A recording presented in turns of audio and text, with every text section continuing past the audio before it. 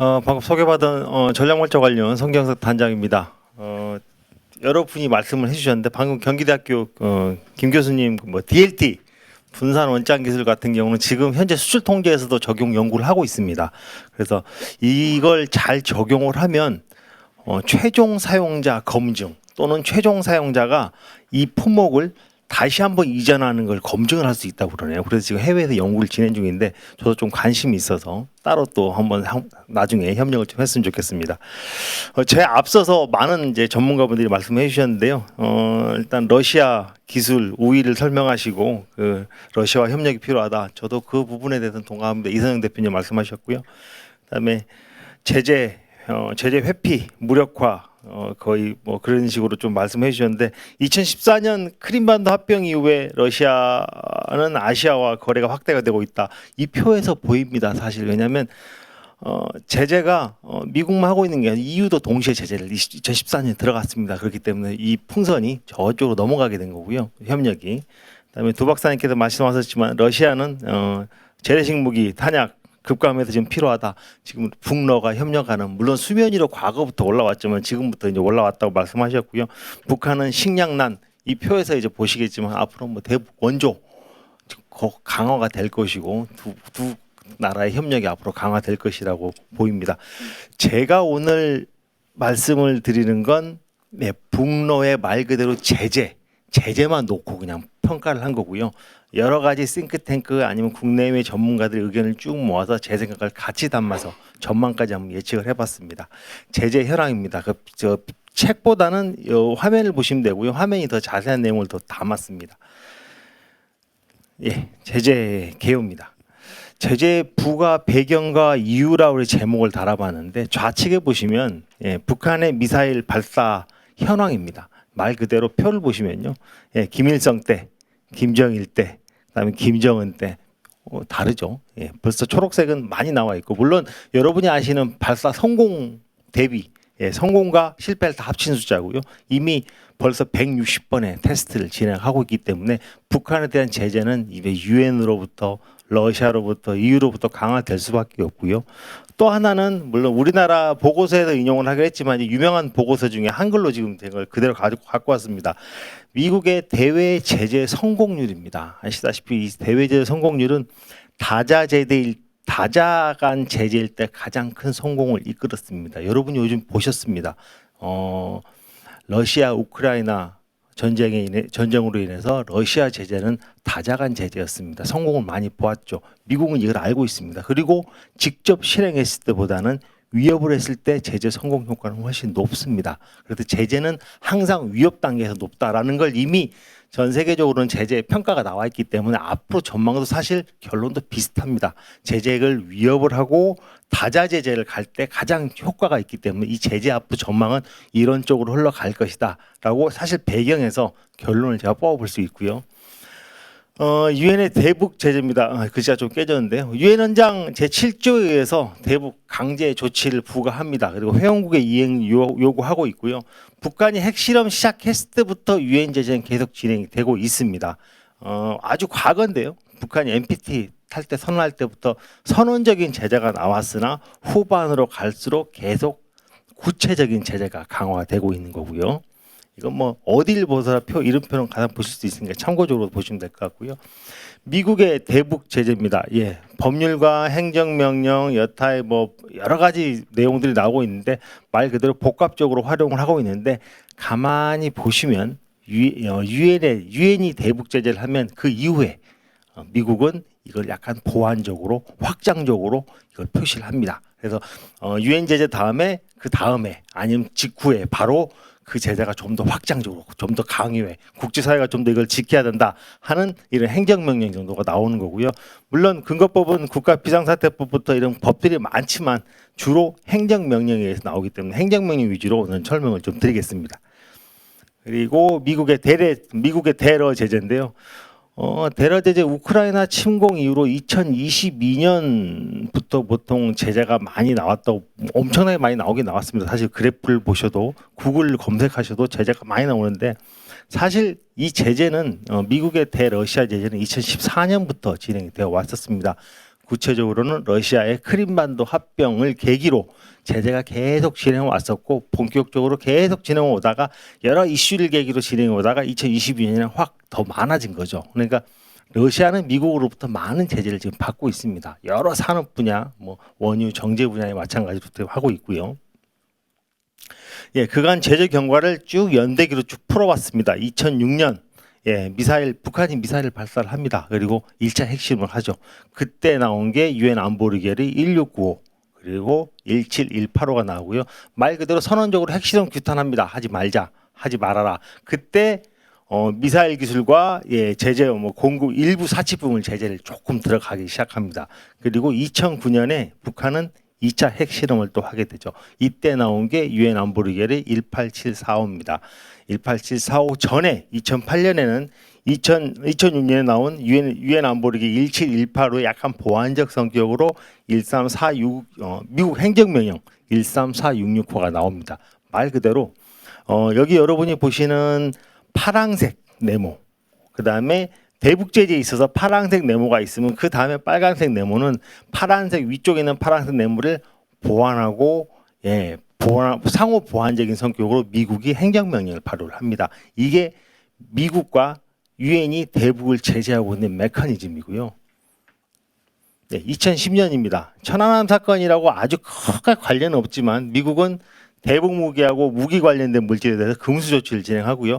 금융거래 금지를 이때부터 시작을 합니다. 그리고 2011년 후에 2011년도가 되면은 미국 행정명령 말 그대로 행정명령 135705가 나오게 되죠. 말 그대로 보셨다시피 유엔 안보리결의 17185와 18745 이행을 위해서 좀 더 자세하게 부과를 합니다. 이게 지금 제재의 성격이고요. 2013년에는 3차 핵실험이 진행되고 이때 본격적으로 유엔 안보리결의 20875에 따라서 캐치홀 제재가 시행이 됩니다. 아시다시피 캐치홀 제재는 여러분 일본 수출 규제 하면서 많이 아셨죠. 전략물자가 아니지만 대량 살상 무기로 사용될 수 있기 때문에 통제한다. 이게 캐치홀이고요. 그 다음에 2094에 따라서 북한은행의 해외 신규 활동이 금지가 됩니다. 본격적으로 많이 이제 구체적으로 진행이 되고 있는 거고요. 그 다음에 2014년도에 러시아 제재가 본격적으로 시행이 되는데요.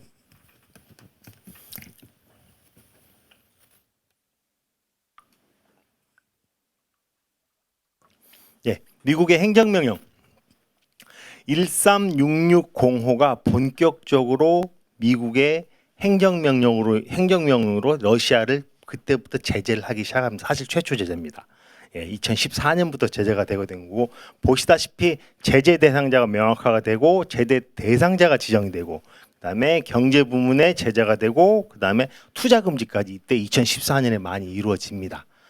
뭐 때문에 러시아의 크림반도 합병 때문에 이때 EU도 같이 제재를 합니다. 그렇기 때문에 아까 고 박사님 말씀하신 이 관련된 문제들이 또 아시아와 협력이 러시아와 일어나게 된다 그렇게 말씀하신 거고요. 그다음에 러시아 문제 저쪽은 북한 문제입니다. 북한 미국이 행정명령 13687호를 발효를 합니다. 이때 나온 게 북한의 특정 단체 그리고 이들에 대한 물질적 재정적 지원을 차단하겠다라고 행정명령을 발효를 하죠. 이 이후에 미국은 북한 제재 및 정책 강화법이라는 걸 제정을 합니다. 말 그대로 북한에 대한 법을 더 강화를 한 거죠. 그리고 나서 13722호를 통해서 자산 동결하고 미사일이나 핵무기 프로그램의 일체 모든 행위를 금지시키게 됩니다. 러시아 관련된 이슈 여러 가지가 있습니다. 러시아의 크림반도 합병 이후에 보시면 러시아의 미국 대선 개입 의혹, 사이버 문제 이런 문제에 관련돼서 여러 가지 제재가 나오는데 이 제재들은 이 화살표를 따라가 보시면 아시다시피 처음에 행정명령을 따라서 제재를 하지만 그 이후에 리스트가 계속 업데이트가 되기 때문에 똑같은 행정명령 번호가 계속 밑에 나오게 되는 거고요. 말 그대로 악의적 사이버 지원 활동 관련돼서 러시아 리스트를 지정을 합니다. 이때 73개 개인과 58개 엔티티가 지정이 되고요. 2017년도, 18년도, 19년도는 그냥 보시다시피 좀 복잡합니다. 그냥 연계표를 쭉 그려놨는데 많이 설명하는 것보다는 제가 좀 간략하게 설명해 드릴게요. 많이 늘었다. 제재가 더 많이 러시아 쪽도 많이 늘고 있고 어떤 문제? 2018년에 시리아 내전 그리고 러시아와 북한의 WMD 프로그램에 참여한 거 그다음에 러시아 주요 주요 인사들 개인 생화학 독살했었죠. 그 사례들, 그 다음에 베네수엘라와 러시아 협력. 예, 요 문제 때문에 제재가 또 단행이 되고요. 이 관련된 제재들은 자 13582, 13810, 13850, 13382에 따라서 제재가 되고요. 요 제재는 선박과 각종 개인과 엔터티들이 쭉 제정이 되는데 여기서 그치지 않습니다. 그 다음에도 계속 진행이 되고 있고요. 예, 말 그대로 예, 다시 한번 엔티티와 리스트가 지정이 되고 있고 러시아 정부의 특정 유해 대외 활동 관련돼서 자산이 차단이 되고 있고요. 그 다음에 2022년에 말 그대로 여러분 아시는 러시아의 우크라이나 침공에 따라서 이러한 행정명령이 발효가 됩니다. 그럼으로 인해서 제재는 폭발적으로 증가를 하는 거죠. 그래서 현재 보면은 거의 모든 산업, 거의 모든 금융, 수출 통제, 투자 부문에 있어서 거의 다 통제가 좀 진행 중에 있고요. 뭐 개미새끼 한 마리 못 들어간다는 말이 맞을 정도로 지금 그 정도 제재가 되고 있는 게 러시아의 현실이고요. 북한도 마찬가지입니다. 예, 두 개가 분명히 마찬가지인데 여기서 보셔야 될 게 제재 현황입니다. 부문별로 비교를 해보면 지금 유엔의 대북 제재를 제가 기준으로 일단 말씀을 드려보면 무기 쪽, 그다음에 금융 쪽, 그다음에 수출입, 자 해운, 화물검사, 경제협력, 교육, 과학, 교류, 그리고 사치품까지 다 통제가 지금 되고 있는데요. 사치품을 따로 넣는 이유는 사치품이 저걸로 충분한가? 예, 그래서 사치품을 좀 넣어놨습니다. 앞으로 사치품 제재가 더 늘어날 가능성이 있습니다. 예, 제 의견이 아니고요. 여러 가지 싱크탱크들의 의견을 제가 조합한 거고요. 여러분 사치품들 늘어나고 있고요. 하지만 다시 한번 이걸 조합해서 다시 한번 표로 그려볼게요. 이제 가운데 보시는 게 지금 투자에 지금 여러 가지 수출 통제나 제재를 하고 있는 프로그램의 예, 명칭이고요. 투자 제한, 예, 러시아에 대한 미국 제재는 모두 거의 모든 게 지금 통제가 되고 있는데 물론 대제목으로 했기 때문에 좀 더 세부적으로 들어가면 세모가 될 수도 있고 좀 달라질 수도 작은 동그라미 될 수도 있고 달라질 수도 있지만 이게 수입 금지는 제가 연하게 표시했죠. 예, 몇 가지만 수입이 지금 금지되고 있는 거고요. 운송 제한은 미국은 아직 안 하고 있습니다. 그러면 앞으로 이 분야가 제재가 더 늘어날 수도 있겠네요. 예, 북러 협력에 따라서. 그다음에 예, 북한에 대한 유엔 제재 모두 동그라미죠. 그다음에 미국 제재 모두 동그라미를 하고 있기 때문에 더 이상의 제재가 나온다는 것은 물론 이제 특정 단체, 예, 특정 단체가 지정되는 것은 사실 약간의 사전적인 의미도 있지만 사후 조치의 개념이 좀 강합니다. 그러니까 너 위반했어, 제재 리스트에 등재할 거야. 그렇기 때문에 이건 언제든 들어갈 수 있는 가능성이 있습니다. 그래서 사후적으로 비교하는 건 사실 제가 봤을 때 좀 불가능하도 싶지만 의미가 없는 것 같고요. 그래서 특정 단체 지정되는 게 계속 더 늘어나겠다. 그리고 수입 금지가 미국이 앞으로 늘어날 거고 운송 제한 관련돼서도 미국은 제재를 더 강화할 거다. 어디에 대해서? 러시아에 대해서. 예, 그게 강화될 거라는 거고요. 마지막 제가 고찰하고 분석하고 시사점인데요. 말 그대로 유엔의 대북 제재, 바로 이 미국의 대북 제재는 예, 보완적, 유엔 제재 보완적, 확장적 기능을 수행했습니다. 말 그대로 유엔이 나오면 유엔이 제재를 하면 유엔 안보리 결의에 따라 제재를 하면 북한은 그것을 더 모아가지고 야 우리가 아무래도 국제적으로 더 힘이 세니 야 요거 같은 경우는 더 제재를 해야 돼. 미국이 더 강하죠. 그래서 강화 제재를 하고 있고요. 대러 제재 같은 경우는 예. 대북 제재는 유엔 안보리라는 국제적인 수단이 있었지만 다자 수단이죠. 예, 하지만 대러 제재는 예, 대북 제재와 같은 수단이 없습니다. 예, 똑같이 유엔 안보리가 제재가 없기 때문에 말 그대로 유엔 제재의 강요보다는 대러 제재는 동맹국가 협력이었습니다. 예, 러시아 우크라이나 침공 이후에 동맹국가 협력을 통해서 여러 나라가 같은 제재를 하고 있고 한국이 지금 1000개까지는 아직 안 되지만 그 품목을 수출 통제하는 것도 역시 그 제재 동참의 일환입니다. 보시면 되고요. 그다음에 대북과 대러 제재 일부 부분을 제외하고 거의 모든 부분이 프로그램이 유사합니다. 그렇기 때문에 더 이상 어떻게 보면 비교 자체가 좀 불가능할 정도로 예, 프로그램 유사하다는 걸 아시면 될 것 같고요. 그다음에 제재 리스트 부문 그다음에 아까 방금 전표에 보시면 제재 리스트하고 그다음에 여러 가지 통제 부문이 있습니다. 그래서 두 부문에 따라서 빈틈. 그러니까 여러분이 미국의 대북 제재, 미국의 대러 제재, 그다음에 여타의 뭐 이유도 있겠고 여러 가지 뭐 일본도 있겠고 제재가 있죠. 이 제재를 여러분이 표에 쭉 나타내서 이 표에다가 색깔을 쭉 칠해 보면 색깔 안 칠해진 데가 앞으로 나옵니다. 거기 앞으로 제재가 강화될 거라 그런 얘기고요. 제가 조심스럽게 조심스럽게 전망을 좀 내려봅니다. 북러 추가 제재를 위해서 미 동맹국과의 협력이 강화가 될 것입니다. 예, 앞서 배경에서 말씀드렸다시피 그간의 제재 성공률과 제재 부과 방식은 역시 동맹국과 추가 협력 가능성이 시사될 수밖에 없습니다. 미국은 동맹국과 협력해서 제재를 하자라고 더 나올 거고요.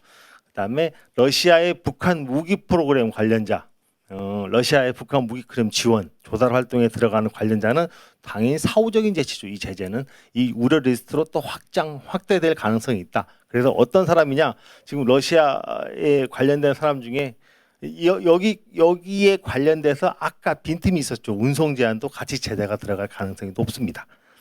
그리고 미국은 지금 러시아와 북한 협력에 따라서 미국은 중국에게 유엔 안보리의 대북 제재 이행을 촉구를 할 것입니다. 왜냐하면 과거에도 그랬습니다. 이번에 똑같이 중국 들어가지 마. 그 제재 모두 제재 위반이야라고 갈 거고 상임이사국으로서 뭐 추품일 지켜라 정도의 아마 이행 촉구를 할 것 같고요. 그다음에 대러 제재 프로그램이 확대되고 대상자 리스트가 확대 가능합니다. 말 그대로 아까 말씀드렸죠. 사후적인 조치입니다. 사후적인 조치고요. 러시아의 북한 무기 프로그램 관련자 추가 우려 리스트 확대 지정 가능하고요. 수입 금지, 운송 제한, 현재 미국의 대러 제재 프로그램 중에 공백 관련된 게 메워지겠죠. 그다음에 북한의 자금 조달에 필요한 사치제. 아까 여러분 보셨습니다. 사치제가 국가별로 조금 다르고요. 유엔도 조금 다릅니다. 이게 통일된 형태로 지정이 되거나 아니면 추가적인 형태로 사치제가 지정이 될 것입니다. 그다음에 추가 가능한 중러 간 협력 방식 북러입니다. 북러. 추가 가능한 협력 방식은 지금 북한과 러시아 간의 거래를 만약에 중국이 유엔 안보리 제재 대북 제재 이행을 이렇게 지키지 않고 만약에 북한과 러시아 간의 거래를 돕는다면 북한과 러시아의 거래를 중국이 가운데서 중개하는 형태를 띠지 않을까라는 여러 싱크탱크들의 의견을 제가 조합해서 향후 전망까지 조심스럽게 내려봅니다. 예, 간략하게 저도 뭐 시간이 많이 없기 때문에 이렇게 말씀을 드렸고요. 이것으로서 제 발표를 마치도록 하겠습니다. 감사합니다. 네.